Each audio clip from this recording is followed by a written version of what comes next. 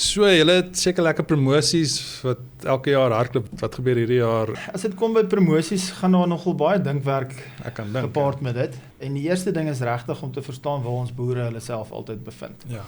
So, ons werk saam met ons handelsmerke, soos Keis H nou soos ons sê, en ons sal sê, Keis maak sekere fondse aan ons beskikbaar.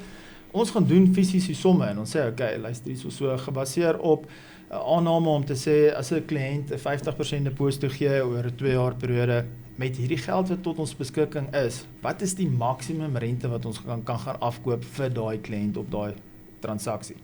Maar ek wil regtig vir ons boere daar buite die gerusheid gee om te sê, nou meer as ooit, praat met ons om te verstaan, wat is die transaksie wat vir jou gaan werk, wat is die rentekoers waarop ons by jou gaan uitkom. Ons mag dalk adverteer vir 'n 50% deposito oor 'n 2 jaar periode teen 'n prima -9, maar ons kan ook vir jou 'n 20% deposito aanbied oor 'n 4 jaar periode. Ons vat net daai potgeld en ons gaan herbereken die rentekoers. Dan kry jy nog steeds 'n baie aantreklike rentekoers, Verstaan, ja. gebaseer op die hoeveelheid rente en goederes wat ons dan moet afkoop.